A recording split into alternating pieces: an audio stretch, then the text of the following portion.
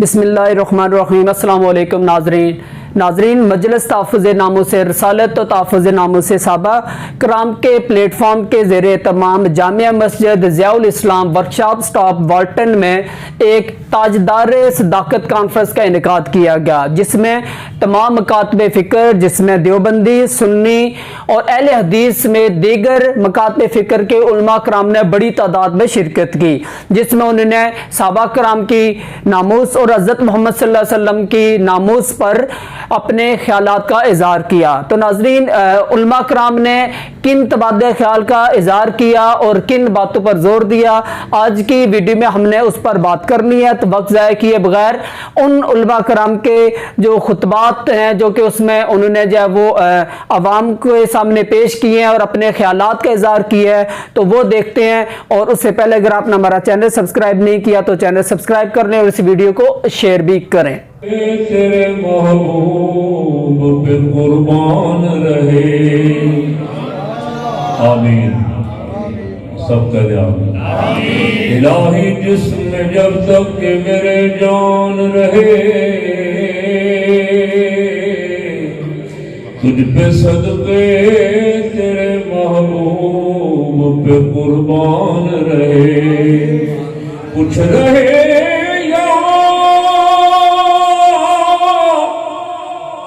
نہ رہے پر یہ دعا ہے کہ امین نزا کے وقت سلامت میرا ایمان رہے۔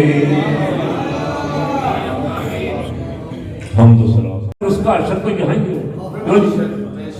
ختم نبوت کے منکر کا انجام بھی آپ نے دیکھا اور عاشق رسول ممتاز قادری کا انجام بھی آپ نے دیکھا۔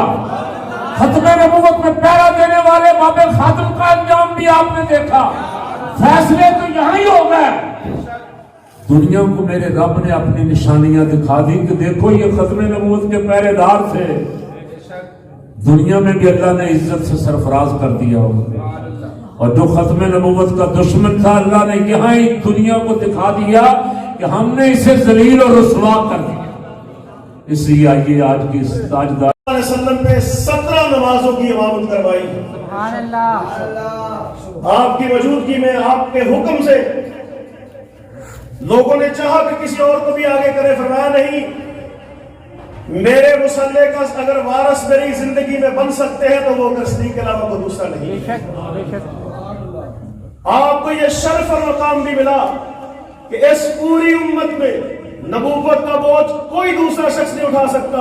علی المرتضیٰ کو آپ نے کہا تھا کہ آپ میں یہ ہمت اور سبق نہیں ہے کہ نبوت کا بوجھ اٹھا سکو۔ اللہ نے اس کائنات میں صرف ایک ہستی، ایک وجود کو یہ اعزاز بخشا ہے کہ غار ثور میں آپ نے نبی کائنات کو اپنے کندھوں پہ اٹھایا۔ یہ اعزاز اور شرف اس کائنات میں صرف اور صرف صدیق اکبر کا ہے رضی اللہ عنہ۔ صدیق اکبر رضی اللہ عنہ عظیم داعی اور اسلام کے سب سے پہلے مبلغ تھے، اور آپ کی تبلیغ کے نتیجے میں وہ عظیم ہستیاں جن کو زبان نبوت سے جنت کی بشارت اور سرٹیفکیٹ ملے، سوچ بھی نہیں سکتے کہ کسی صحابی پر اعتراض کیا جائے، طعن و تشنیع اور تنقید کی جائے، لیکن اس کے باوجود بہت سارے لوگ یہ جیسا ہماری میں روایت آتی ہے، حضور نے فرمایا عائشہ اپنے والد کو بلاؤ تاکہ میں تمہیں کچھ لکھ کے دے دوں، تاکہ بعد میں کوئی امیدوار اور مطالب سامنے نہ آ جائے۔ حضور صلی اللہ علیہ وسلم نے فرمایا، پھر کہنے لگے فاطمہ ٹھہر جاؤ، کوئی بات نہیں، یا اللہ والمؤمنون الا ابا بکر، اللہ بھی اہل ایمان بھی ابو بکر کے علاوہ کسی پہ راضی نہیں ہو۔ نعرہ تکبیر۔ اللہ کے نبی اشارے دے گئے۔ آخری بات کر رہا ہوں، صرف نامزد نہیں کیا۔ نامزد کیوں بات یہ، حضور تو نبیوں کے نبی ہیں، اماموں کے امام ہیں، انبیاء کا کلمہ امتوں نے پڑھا ہے، آقا کا کلمہ نبوتوں نے پڑھا ہے، अंबिया ने इमामत उम्मतों की करवाई है, खातमुल अंबिया ने इमामत नबुव्वतों की करवाई है। अंबिया की उम्मतें अंबिया का कलमा पढ़ने की पाबंद और अंबिया खातमुल अंबिया का कलमा पढ़ने के पाबंद। लतुमिनुन्न बिही व लतंसुरुन्नहु, उम्मतों की निजात अंबिया पे ईमान लाने से होगी, अंबिया की निजात मोहम्मद मुस्तफा पे ईमान लाने से होगी। लतुमिनुन्न बिही, हुजूर तो इमामों के इमाम है, यहाँ इमाम कौन बड़े? फिर आप सल्लल्लाहु अलैहि वसल्लम की नमाज़े जनाजा पढ़ने के बारे में हजरत अबू बकर ने फैसला किया, बगैर इमाम के इनफरादी तौर पे नमाज़े जनाजा पढ़ी जाएगी। 10-10 आदमियों टोली की शक्ल में जाएंगे, 10-10 आदमियों की टोली, वो दरूद पढ़ेगी, वापस आ जाएगी। इससे एक एतराज और भी खत्म हो गया, वो ये कि हजरत अबू बकर ने, हजरत उमर ने हुजूर की तजहीज और तकफीन में ताखीर की और 3 दिन तक आपकी तदफीन नहीं हो सकी। इसका जवाब भी यहीं से समझ आ गया कि यहाँ मुजाहिद खत्मे नबुव्वत हजरत अल्लामा खादिम हुसैन साहिब रिजवी रहमतुल्लाह अलैह का जिस वक्त इंतकाल हुआ तो उनके मुरीदीन, उनके मुतक़िदीन, उनके मुतवस्सिलीन इतनी कसीर तादाद में थे, उनके पहुंचने पे 2 दिन लग गए। फिर ज़ियारत के मामलात थे, ये अल्लाह के नबी थे, नबियों के नबी थे, उस वक्त इत्तलाअत के लिए ज़राए इबलाग का ये सिस्टम भी नहीं।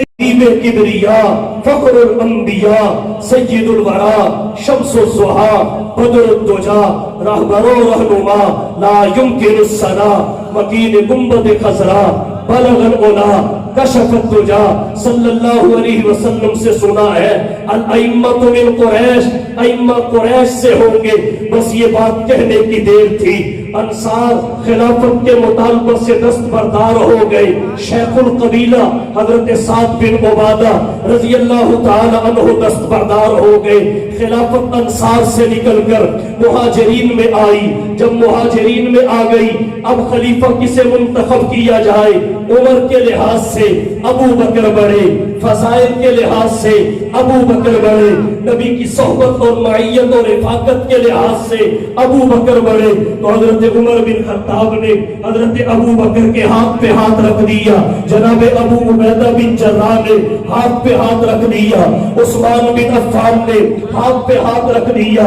फिर खलकत टूट पड़ी, बैत शुरू हो गई। अब यहाँ कहना ये चाहता हूँ, ना खिलाफत के लिए गए थे, न जाके खुद बैत छोड़ी। हजरत अली कहते हैं गए भी नहीं, बहस भी खुद नहीं छेड़ी, बल्कि बुलाया गया और फिर जाके बहस छेड़ी नहीं, छिड़ी हुई बहस को समेटा।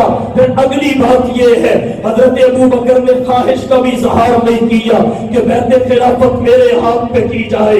लोगों ने खुद ही मुस्तहिक के खिलाफत समझा और बैत कर ली। तो इस वजह से मैं अर्ज करना चाहता हूँ, न इन्होंने ख्वाहिश का इजहार किया, न ये खुद छोड़ के गए और न जाके बहस छेड़ी। रही अगली बात जी, हुजूर की तजहीज और तकफीन का मामला था, इसे छोड़कर खिलाफत के चक्कर में पड़ गए। अहले सुन्नत वल जमात का मौक़िफ़ ये है, खलीफा का तकर्रुर पहले होना चाहिए था, तजहीज और तकफीन के मामला बाद में बनते थे। और उसकी वजह ये है, हुजूर की तजहीज और तकफीन आम शख्सियत की तजहीज और तकफीन नहीं थी।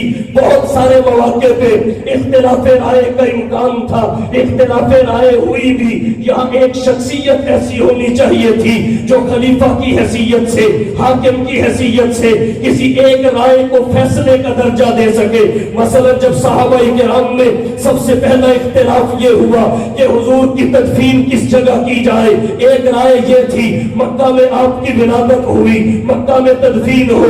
दूसरी राय ये थी मदीना में आपकी वफात हुई, मदीना में तदफीन हो। फिर मदीना में तदफीन की राय 2 हिस्सों में तकसीम हो गई। एक राय ये थी कि जहां आपकी रूह कफ़र से उनसरी से परवाज हुई वहां आपकी तदफीन हो। नंबर 2 जन्नतुल बकी जो बड़ा कब्रिस्तान है उसमें आपकी तदफीन हो। एक राय ये थी मुल्क शाम में आपकी तदफीन हो जहां आपके जद्दे अमजद हजरत इब्राहिम खलीलुल्लाह अलैहिस्सलाम मदफून है। अब आरा मुख्तलिफ हो गई। हमारा मौक़िफ़ ये है, अगर कोई खलीफा होगा وہ کسی ایک رائے کو ترجیح دے گا. اگر کوئی خلیفہ ہوگا وہ ایک رائے پہ فیصلہ کرے گا اور اس کی بات سے فیصلے کا انحراف کسی کے لیے درست نہیں ہوگا. تو اس لیے معلوم ہوا خلیفہ کا تقرر اصولی طور پہ پہلے ہونا چاہیے, تجہیز و تکفین کے معاملات بعد میں ہونے چاہیے. پھر اس سے آگے اختلاف ہوا. اللہ کے نبی صلی اللہ علیہ وسلم کی نماز جنازہ